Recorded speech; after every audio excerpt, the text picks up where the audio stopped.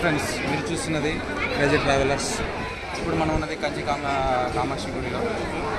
కంచి కామాక్షి అమ్మవారు ఉంటారు ఇక్కడ.